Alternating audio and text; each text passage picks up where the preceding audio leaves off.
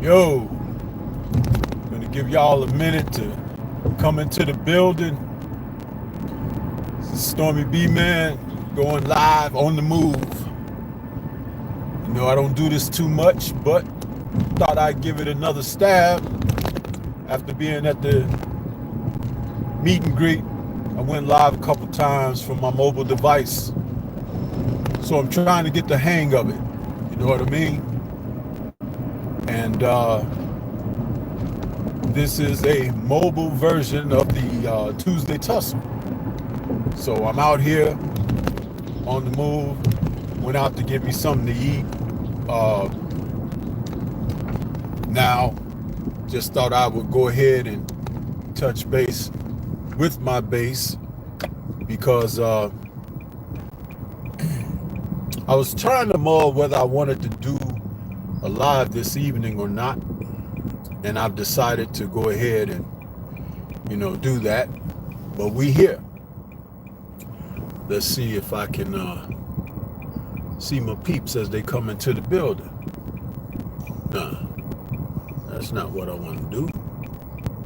Where is... There we go. There are the people coming into the building now. Yo, Will Sinclair, what's going on with you, brother? How you feel?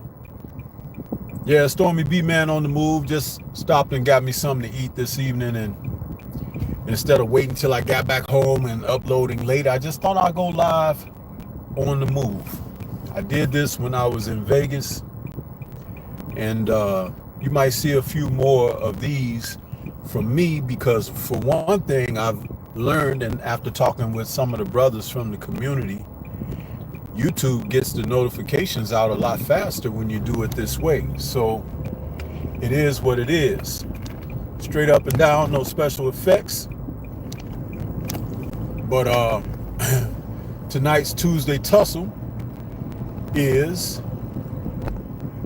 to teach to defeat styles, part 1, because this is a series of conversation that I could do multiples. You know what I'm saying? And to be able to do multiples on a particular subject means you have to have a little bit of background and depth on the subject matter. You see, oftentimes in boxing, a lot of people will observe fights. They throw around the phrase, styles make fights, all the time. You'll hear fighters say it. You'll hear promoters say it. You'll hear people who support and watch the sport say it. You even sometimes hear trainers say it.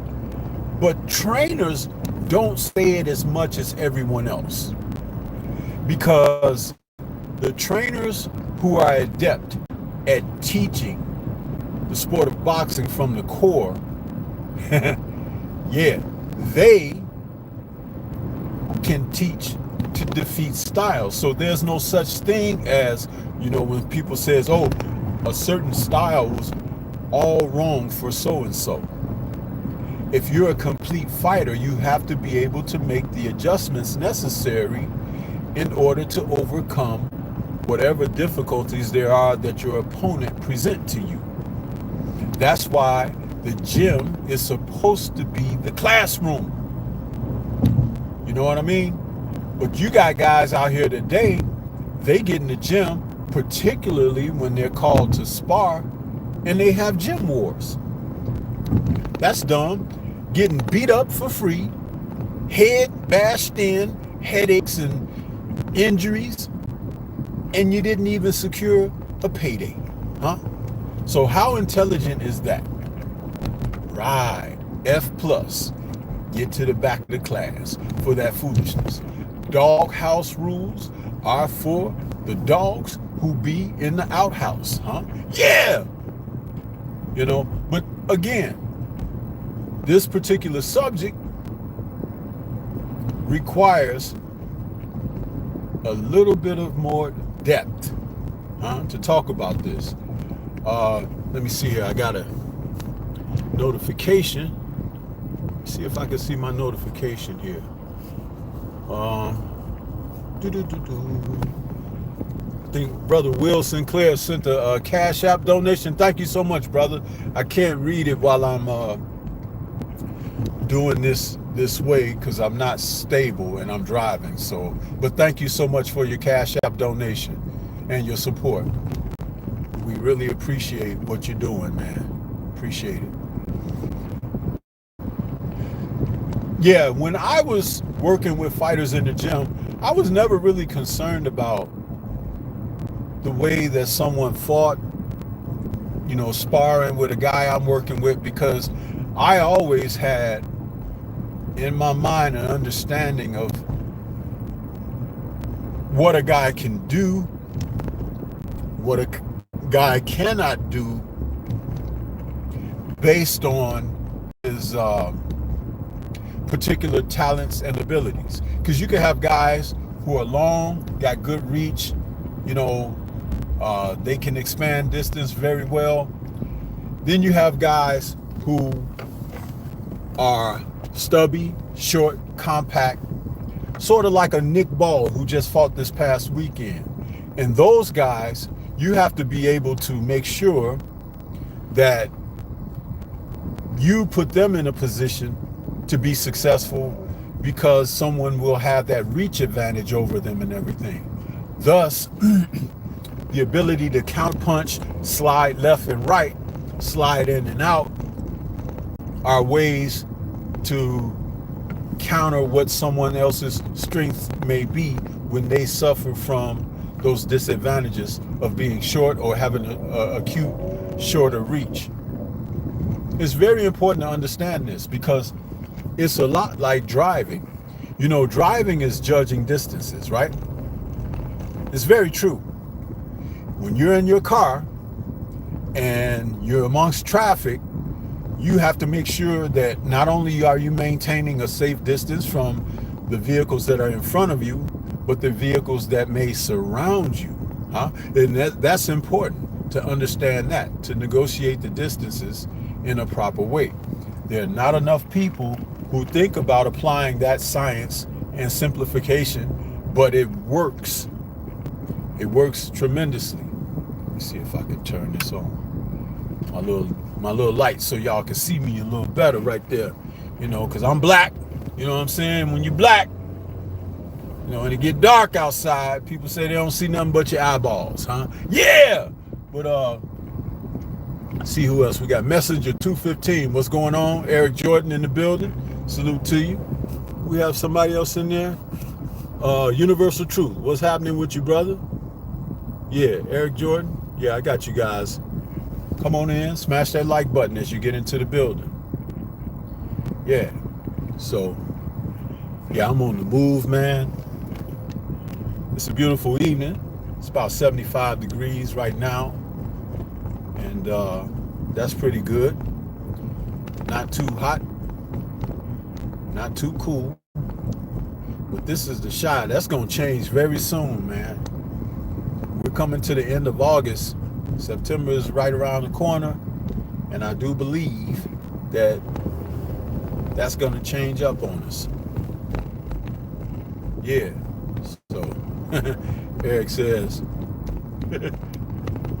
facts, Sensei. Yeah, being dark, being in the dark. Yeah, you know, them folks come for you. What are you doing? Where are you going?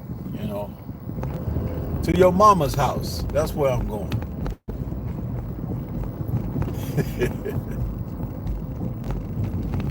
Yeah.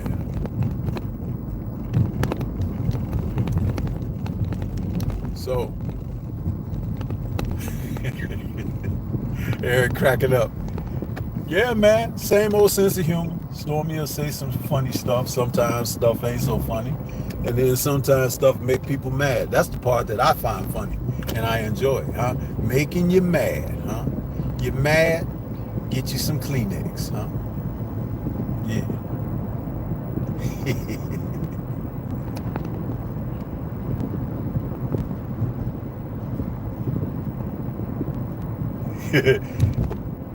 Eric says, it's going to be cooling a lot in the shop. You better believe it, man. That day is coming very fast. Huh? We got what they call coats. Some of y'all don't know nothing about coats. Y'all be, wife beaters and tees, huh? That temperature change out here, brother, man. Just shake your head at how cool it get out here, man. I'm trying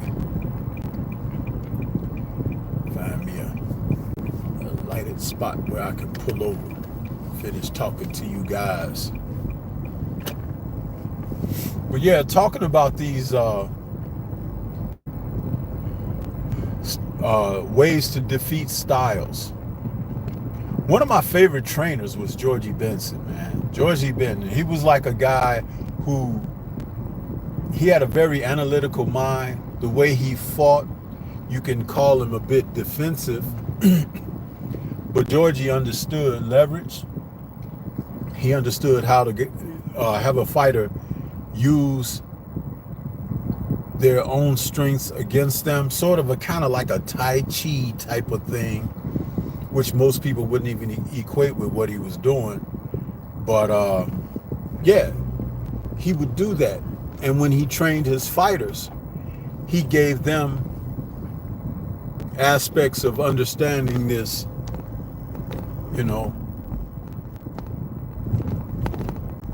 and a lot of his fighters had strong careers because they could protect themselves defensively, but then again, they would also put themselves in a position to be offensive, to score. Being defensive is a good thing, but also being defensive to be able to put yourself in a position to score, nail the other guy a shot, do things that will put yourself in a position to take advantage of openings. We used to see a lot of that when Georgie's fighters would fight. Guys like Meldrick Taylor, Sweet Pea Whitaker, Evander Holyfield, those men knew how to negotiate and put themselves right in the thick of things, the thick of the action, and then be able to make you miss, counter, step aside, step around, turn you, keep you off balance. One of the things that Georgie's co-trainer, who worked with him through a lot of fights, was Lou Duva. You could hear Lou Duva in those guys' young careers yelling from outside the ring, turn him, turn him, turn him. And when he's yelling, turn him, turn him, turn him, what he's doing is he's reminding his fighter to keep the other guy, the opponent, off balance. And there's a way to do that with your footwork and your positioning. And Lou and Georgie worked wonderfully together, paired up. And Lou Duva was, he's an Italian man. He probably had a lot of that bias in him, but he and Georgie worked together well. As a side note, they said that Georgie could really cook some catfish. For those of you out there who like catfish, that's something that he did and did very well. He would make trays of catfish, man, and had them guys fawning over his cooking, you know what I'm saying? And he always had a handkerchief to put in his pocket, in his jacket pocket, in his shirt pocket. Georgie always kept a handkerchief. Old school brothers, they used to, dress nice, shoes polished, clean, shirts crisp, pants pleated, you know what I mean, ironed. Would love to see us as a community of men get back to that kind of thing. I've been actually thinking more about doing that myself, trying to dress more, not so casual. Because I wear a shirt and tie for work every day. I like to be casual because I wear a shirt and tie every day. But when Stormy clean up, you know what I mean, he might cut you, be so sharp. You know what I mean? But I might want to get back to that, especially becoming an older man now. It garners and commands respect when you have appropriate attire and people look at you a little bit different. They treat you a little bit different. Unless you're talking about them folks. They always going to treat you like they treat you. So you got to understand that. See who else. We got a couple more people coming in the building. Texas, T346, what's going on? Jermaine Jubilee, what's happening with you? Adrian Vid is in the building. What's happening, Adrian? Will says, when does it start getting cold? Man, it can start getting cold as early as late September in some instances. So please don't remind me of that. I'd rather it start getting cold in November. That's what my choice is. And it may happen this year because our spring and summer weather came very late this year. It was damn near the end of June before we started really having the temperatures that we're supposed to have equated with the late spring and some early summer season. Hopefully it can, the chart will work the same in the autumn. You know what I mean? Long time ago, when I was knee-high to a June bug, they used to call it Indian summer when the autumn rolled around, leaves turning brown and everything, but it was still warm outside. They used to call that an Indian summer. We hope and pray for an Indian summer this year. That would be nice. You know what I mean? So, yeah.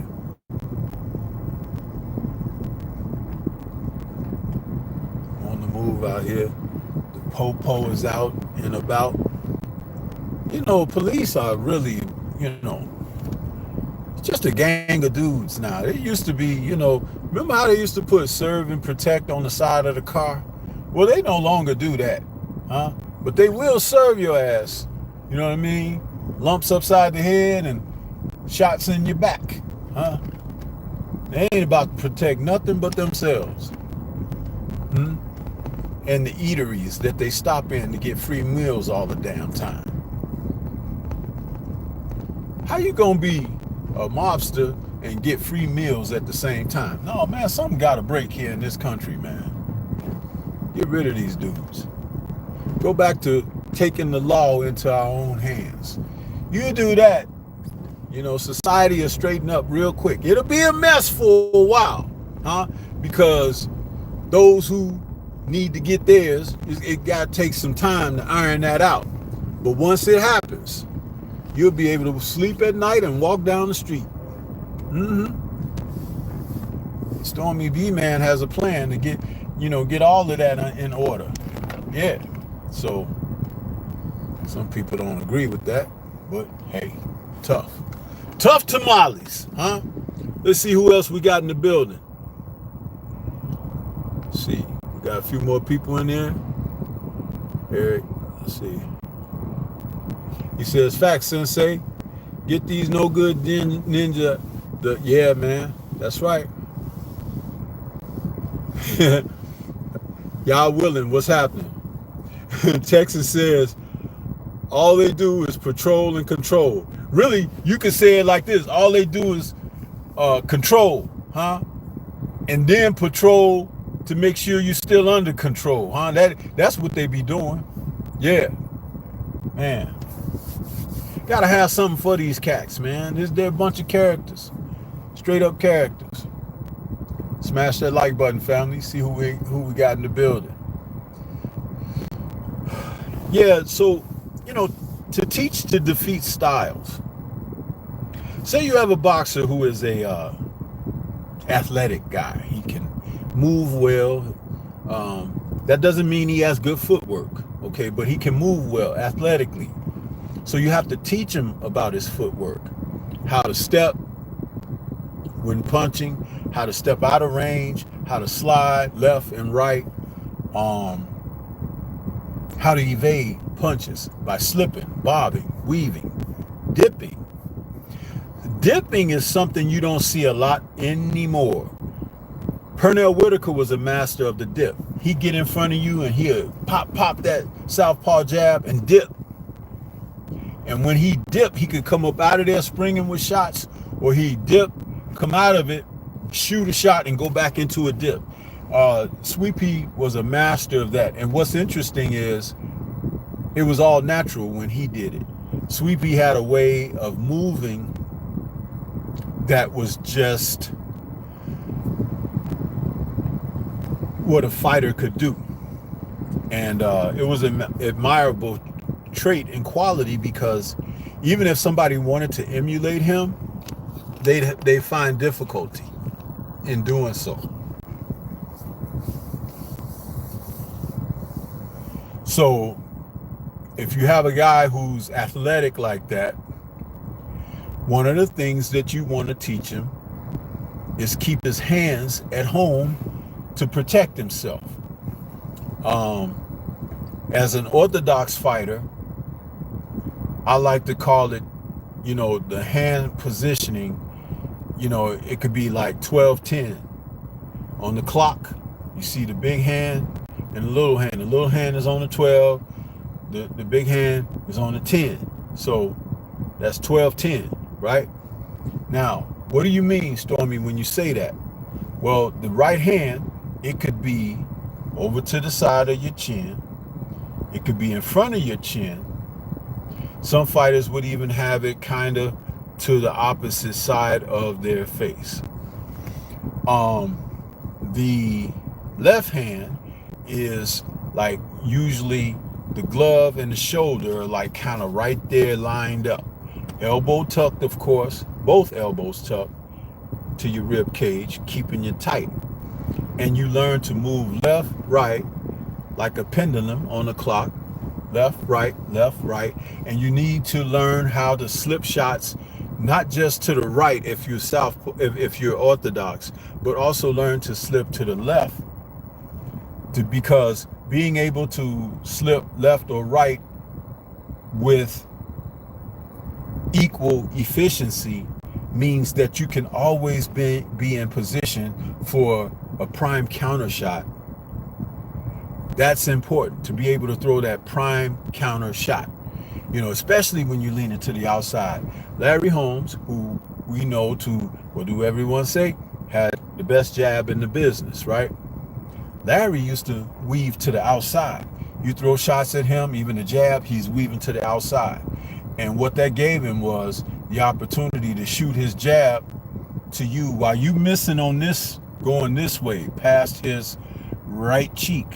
He's bang, hitting you with something. Or he could come over the top with his straight right.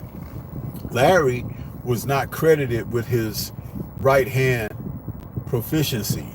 He could throw that thing like a stinger, straight down the pipe, and he was very effective with that shot. Sometimes lighting people up in a way that, it's like, whoa, when he was fighting C-rated fighters, he was knocking all of them out.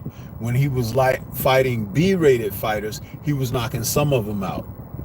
And when he was fighting the A-rated fighters, which there were not a lot during his era, it was kind of give and take. He would get the best of some by stopping, and he'd get the best of some others by retirement, or he could score the KO, or he could get a stoppage. It all ends up as a KO on your record with the passage of time, but it's to stop people is very important, because they can be stopped for a number of reasons. They are injured, they can no longer go on, they've taken the best of your boxing ability, and a battering. Cuts mean you can't continue. The fatigue, and they just didn't have enough to go to the well anymore. All of those kind of factors would go into the stoppages. But the KOs, like what he did with Marvis Frazier. I remember when Joe Frazier was trying to put his son in against Joe Frazier trying to put his son in against Larry Holmes, and Larry Holmes had told him, he was like, you done messed up here. First right hand he hit Marvis with knocked Marvis clean across the ring. He stopped him very quick. And that hurt Joe Frazier a lot too, because Larry and Joe didn't get along. And sorry about that, fam. Lost my signal a little bit, so I had to move out of that spot where I was. What I was saying about Joe's other son, Smoking Bert Cooper. Now, some people say, you know, that was Joe's real son. But Bert Cooper, which I have no evidence of he truly being Joe Frazier's son, but he did emulate and fight like Joe a great deal, Smoking Bert Cooper. R.I.P. to the Smoke, because he was a darn good fighter, man. Being able to slip shots to give a shot is an integral part of boxing. And that's also a lost art, because guys now, they'll either cover up, use a high guard, try the shoulder roll, but are ineffective in placing themselves in the midst of the action. I recall watching this Nick Ball fight with Sam Goodman, and Sam Goodman was boxing Nick very well. The only thing was he didn't have that. He needed another level of power to make Nick respect him. But when he was punching Nick to the body, he was very effective with that. And sharp punches can be every bit as dangerous as a hard KOing type punch, because when you have sharp shots, the cleanness of the shot, the cleanness of the shot landing and catching a subject by surprise, it can do a job on a fighter. And it's very important to be able to do that. A lot of fighters don't have the ability to do that, but a lot of fighters do. And that's something that we've seen fighters do over a period of time that, man, you just got to be able to know how to throw your shots with proper type of punch placement and accuracy. It's very important to be able to do that. If you can't do that, you can't be successful. And that's something that people got to pay attention to as well. So I talk about these things, but it's like, man, you know, you got to be able to do these things and be very effective. So yeah, let's see what you guys are saying out there. My brother Drew Titan is in the building. What's happening? Bear Cave Entertainment. Kamara the Stepping Razor. What's good with you? Black Martial Arts Society. What's happening? Focus Ball.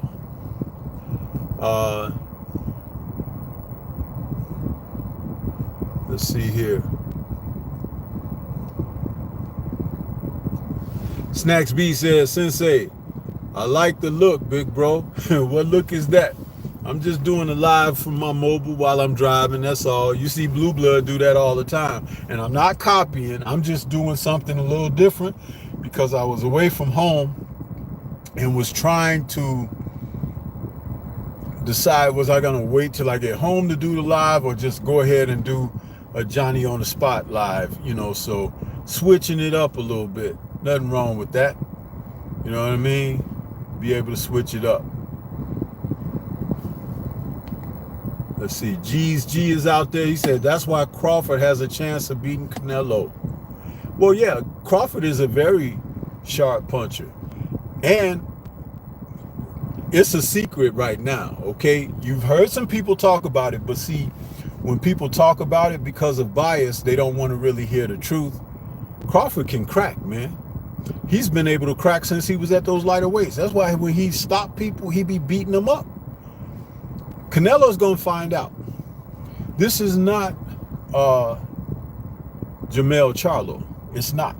Not in temperament, not in ability, not in desire, not in dog. He's gonna find out multiple layers of what he's dealing with. And it's gonna be a shock to him, because you don't look at Bud that way. You don't. But it's the reason that I picked him over Errol Spence many years ago, way before they fought. And of course, Errol had some hardships, you know, and he wasn't at his physical best when they did finally come across with one another. But that's nobody's fault but the person that decided not to take the fight until they took the fight. Because if they had fought when they were, you know, supposed to fight, I still would have had Terence Crawford hands down.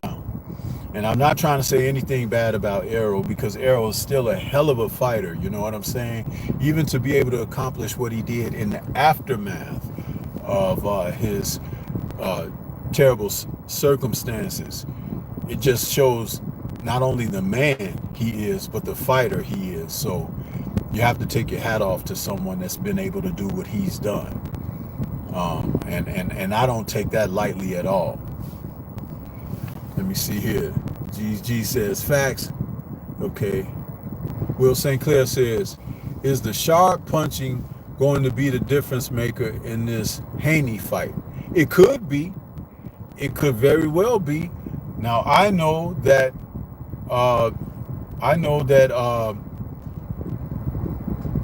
stand by, family. I'm doing it live. Yeah. That's my nosy wife coming out here to see what you doing. I'm minding my business. Damn. Anyway. Where was my thought? Bring me back, family. Well, she interrupted my whole flow. What's going on? What was I talking about? Oh, the sharp punching with Haney and Brian Norman Jr. See, Brian, he's a punching guy. He's a hard punching guy. In order to get the hard, solid shots off, you gotta be planted. And guys who can move and slip and, you know, like what Haney's able to do and box sleek, he can catch you with good shots because he's well versed in doing it that way.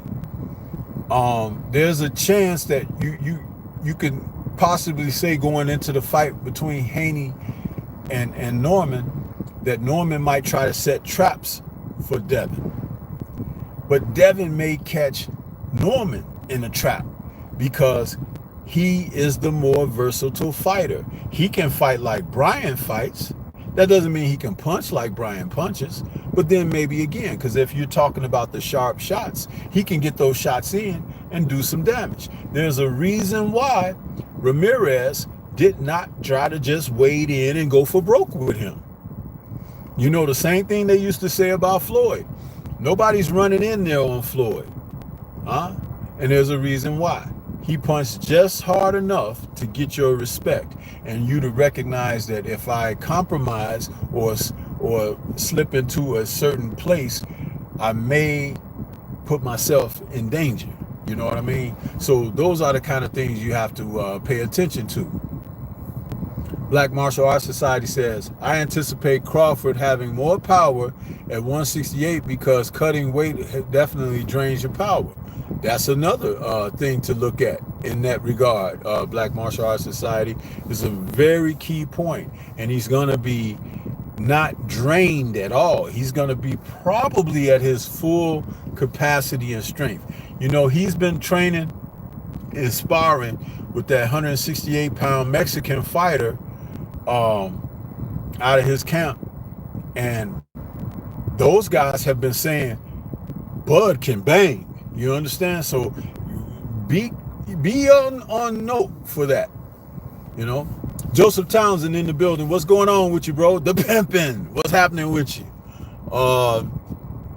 Snack B says Bud has big hands. Eric is saying Crawford can fight southpaw and orthodox. Absolutely. Black Martial Arts Society says that means Bud is stronger than me and I'm bigger than him. It's quite possible that he's able to exhibit a strength that nobody's giving him respect for. He also says Canelo ain't the type to be in the gym deadlifting. He's powerful, but it's because he's stocky. But he also has bad footwork and inability to cut the ring off, and shorter reach than Crawford. Listen, check this out. Y'all saw William Skull, who was on the move all night with Canelo, right? But Canelo would get within a certain range and freeze. And every once in a while, when Will did sit down on his shots to counter and throw some shots back at Canelo, the reason that Canelo in those other instances would freeze is because Will Skull, for mispronouncing his name, could land certain shots and they were affecting Canelo. Canelo is a good bluffer, okay? He has a great poker face. When he's hurt and has been hit a clean shot, he is not gonna falter and fall apart, you know, in front of his opponent, because that's gonna alert the opponent to really come and get him. So it's intelligent to have that poker face. But I'm going to tell you, when he gets hit by Bud and he don't think Bud can crack like that, that's going to make him fall apart mentally, because he's going to be, oh no, what do I do now? Because I was bigger than this guy. They told me, they sold me, they proclaimed, and it turns out they were wrong. Yeah, so that's going to happen. Yep. Eric Jordan's laughing. Kamara says sharp punches. Okay, I'm trying to catch up with the chat.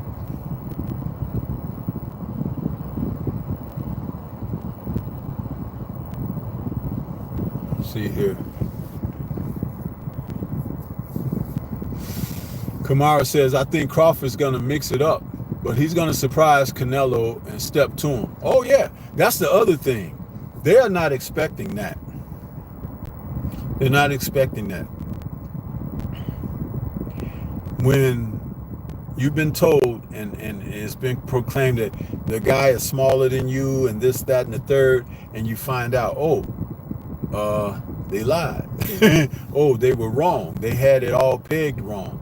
Those are the kind of things that are going to be very revealing in this fight. I look forward to the competitiveness, because Canelo is going to challenge Bud. Let's put it like this. It's not going to be a thing where he goes out there and Bud just kicks his butt. No, it's going to be a fight. But he's going to find out that there's a reason that this man has been quietly called pound for pound the best, and how many have shockingly stated it. He's going to be able to prove that.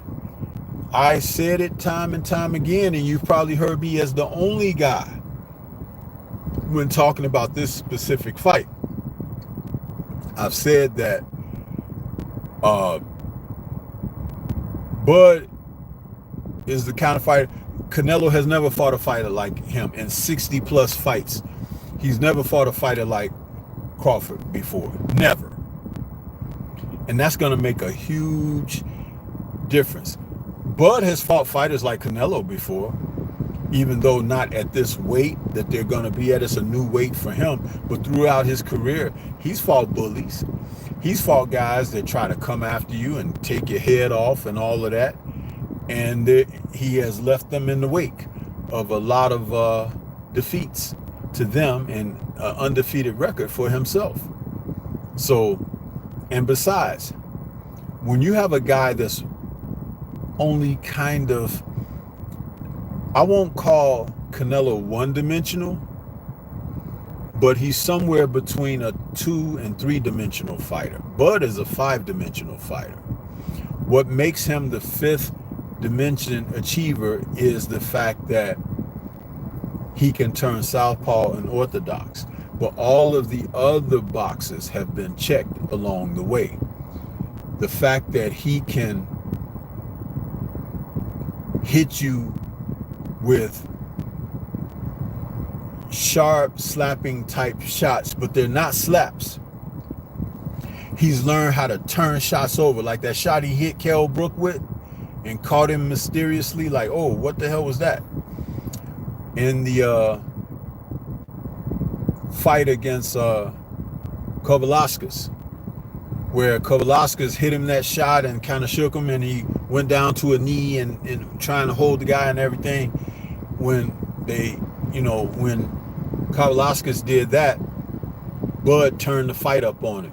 And all of a sudden it became a different fight because Bud knew and realized it was kind of like in that movie, The Great White Hype, when Damon Wayans was the heavyweight champ and the guy he was fighting hit him and shot, and he said, "You trying to embarrass me on TV?" And he started whooping that dude's butt. Yeah, Bud is that kind of guy. He will turn it up when he has to. You can ask guys like Lundy, same thing. Talked all that trash. He beat the crap out of the dude. Amir Khan. I'll never forget when he and Bud was sitting talking, and I don't remember who was interviewing, but Amir Khan was sitting there talking about how he thinks he's gonna box Bud and this and that or whatever, and talking about he thought he had superior hand speed and everything.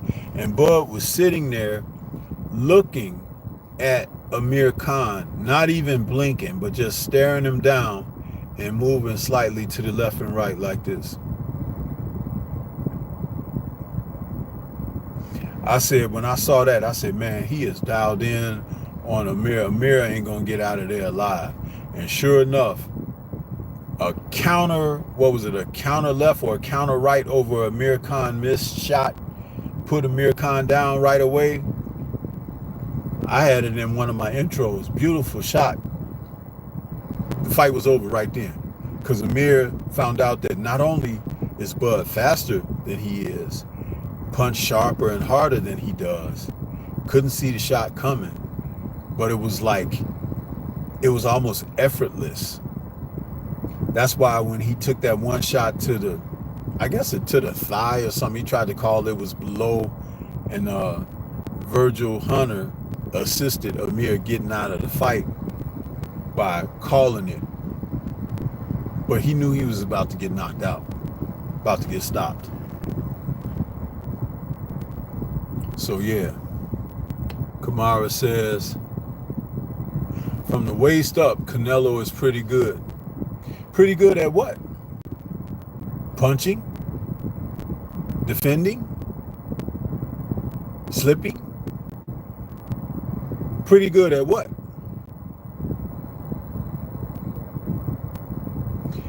Whom have you seen go to Canelo's body? Whom? 60-something fights. What, he's got 66 fights? Something like that? Whom have you seen go to Canelo's body? That's a real question that I'm posing to you guys. Whom have you seen go to Canelo's body?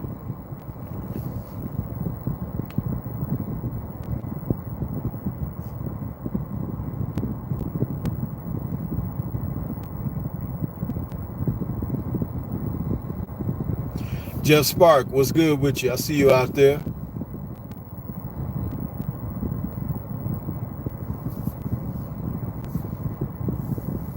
See, going to Canelo's body is going to be key, and Bud's going to do it. Bud's going to do it. I wouldn't be surprised if he dropped Canelo with a body shot, because nobody does that to Canelo. People are so enamored with Canelo being a physical presence, but you can use his physicality against him. Yeah. Salute to Junior the Truth out there. You were supposed to call me, man. You didn't call me. See, I'm still gonna bust you out, even on my own live. See, Junior, all of that, talking community stuff, and you won't even get back to your brother from the community. You see there? Now, I'm done talking. But yeah, salute to you, Junior. Yeah, I'm in the car, man.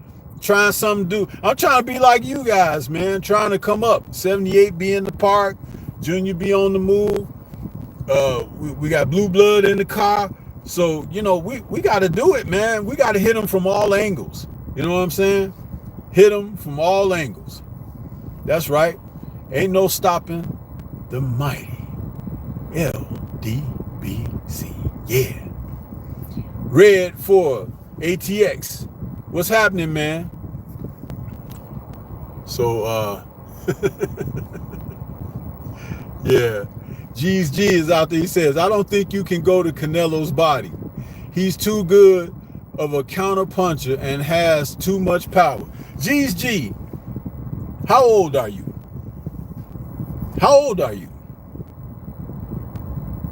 And that's a serious question. I'm not trying to be smart and stuff like that, but I'm going to say something.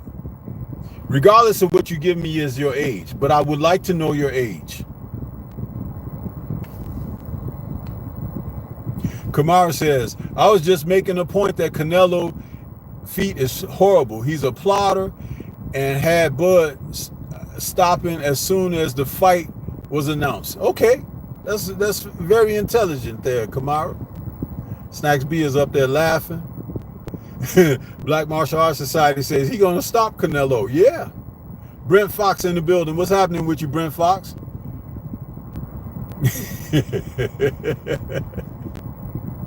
Yeah, buddy. But I want to get this answer from G's G. Let me see. I see some new comments coming in there. Okay, he says he's 43. Now listen, G's G, how long you been watching boxing? Huh? How long? That's the second question. Because if you're relatively new to boxing, then I won't hold it against you. But if you're 43 and say you've been watching boxing since you were about 7, 8, 9 years old, huh? I'll give you even the early teens. Then you must know that no fighter in the history of the sport, huh, is a fighter that you cannot go to their body. Yeah, that's the lesson here. The title of tonight's show is to teach to defeat styles, part 1, because I said, as this show opened up, I said that it's a multi-episode conversation, because there are principles about boxing that some people don't buy into, but they've been there for generations of fighters, which is why some fighters do not achieve their full potential. Going to the body is every bit as important as throwing a jab. So when you say nobody can go to Canelo's body, you're fooled. There have been fighters who haven't committed to going to the body. There is not a more dedicated fighter in the sport of boxing than Terrence Bud Crawford, who has objective reasoning in his boxing matches.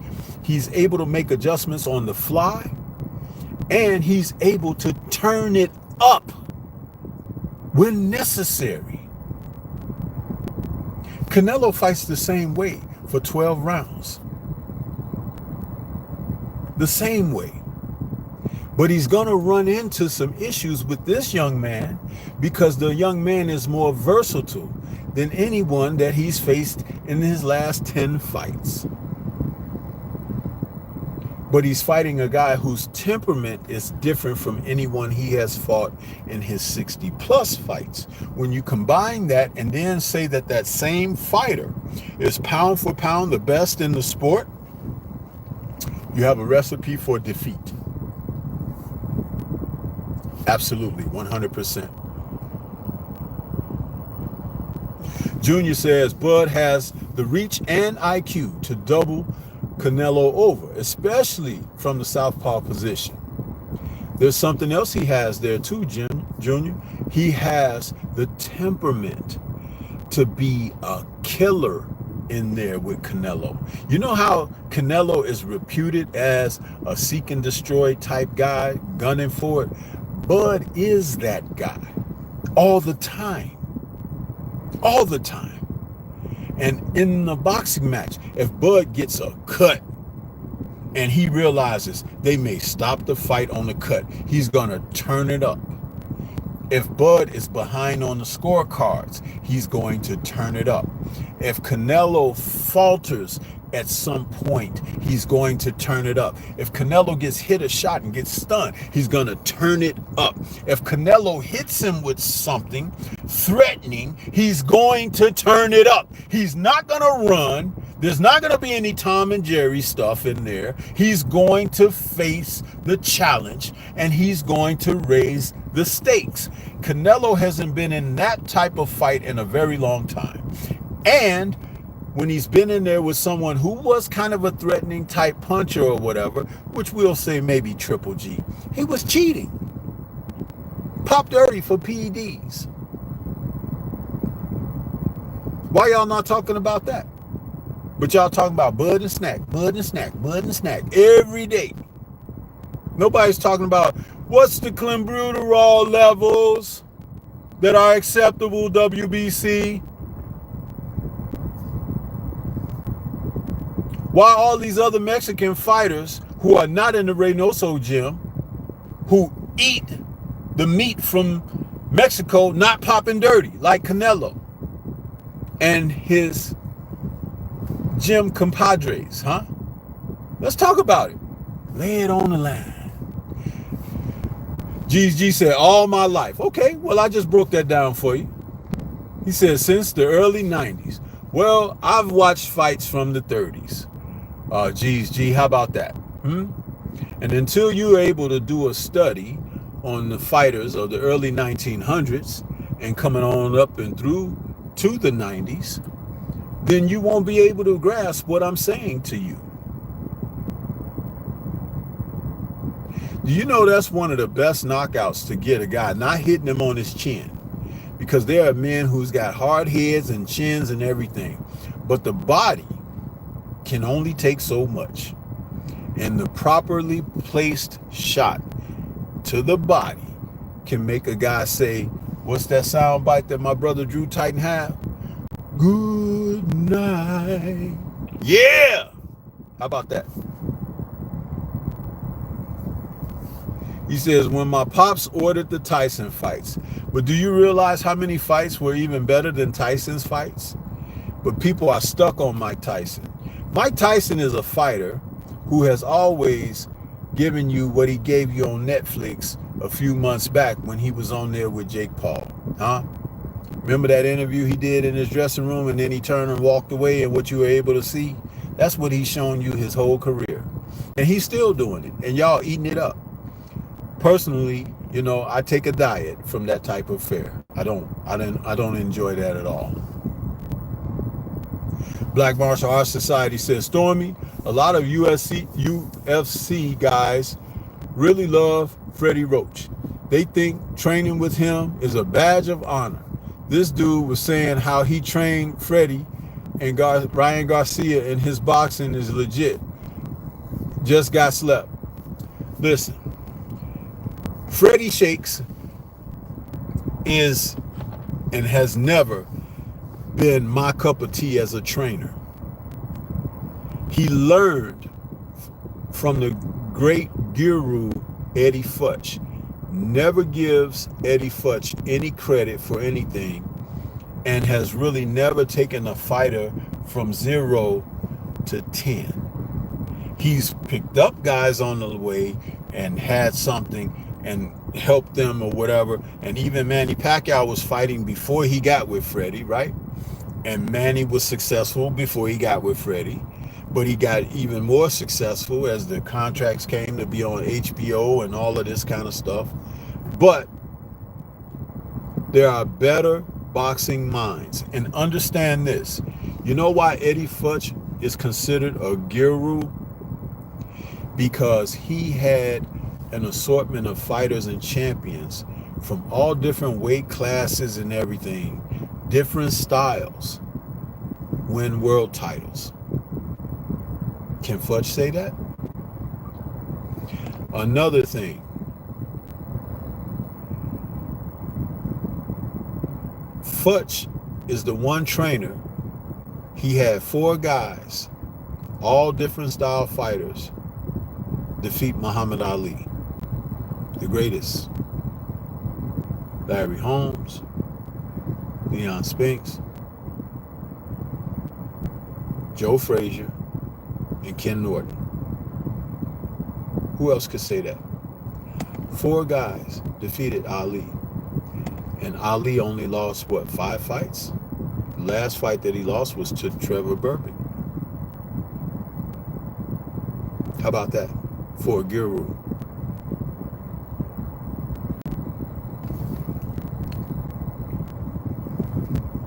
Kamara says Bud will not be starstruck by Canelo like many of his opponents. If Bud took this fight, Bomac and the team probably have been studying him.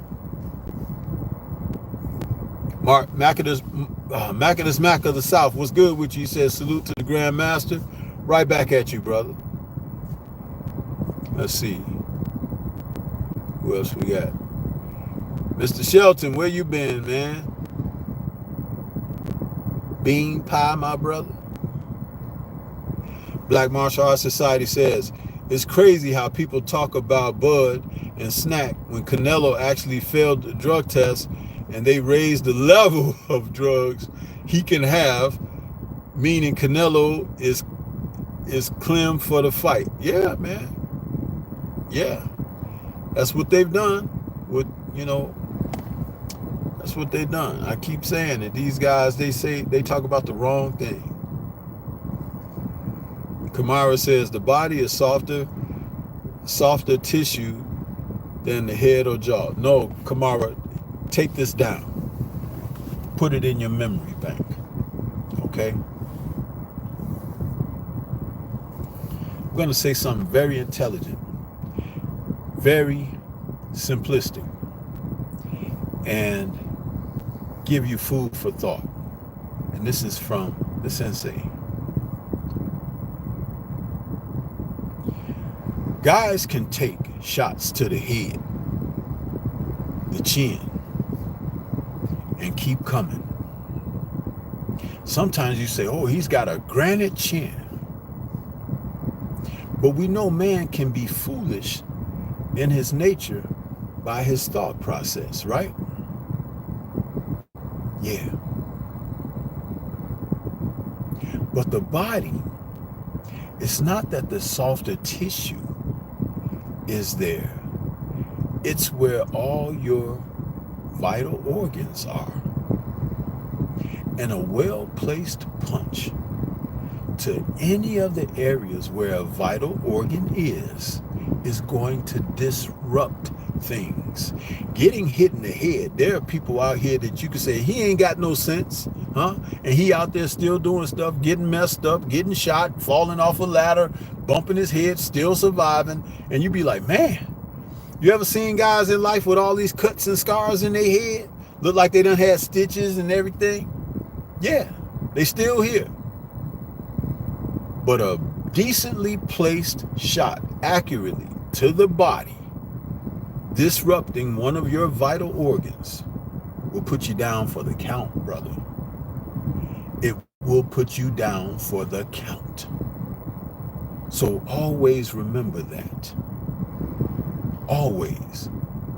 A punch right up under the heart, the solar plexus, the liver shot, a kidney shot, sometimes a shot straight to the chest to disrupt your breathing pattern.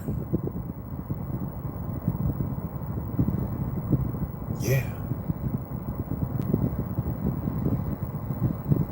See, there used to be the old school trainers who would teach you how to punch with accuracy and where to punch.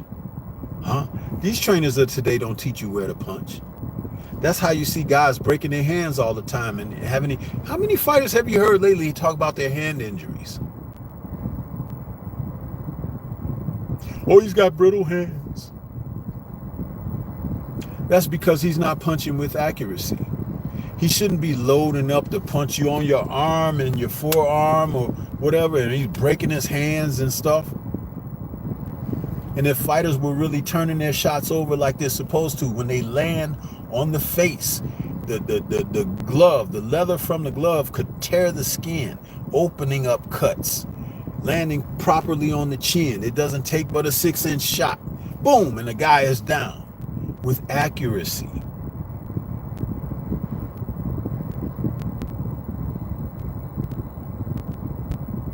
That's why you've heard me say that a lot of the trainers of today are shit, because they're not teaching these principles that I speak of.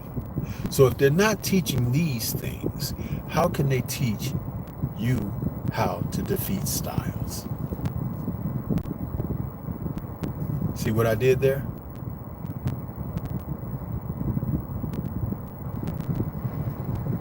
That's right. So, I'll read this last couple of comments.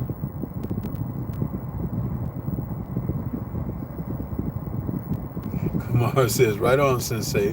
Macadus Mac says, Crawford want to be 3-time undisputed. He ain't coming to lay down like Charlo. He coming to bring pain to Canelo. Crawford is focused.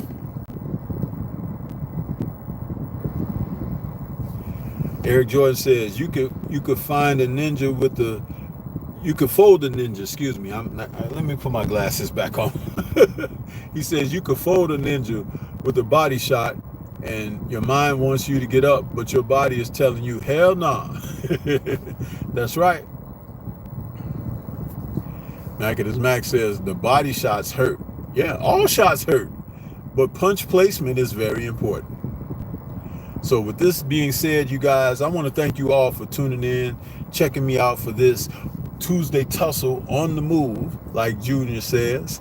And please smash the like button as you go out, and if you didn't when you come in, and know that we'll do more of these in the future, but I just had to get this one off.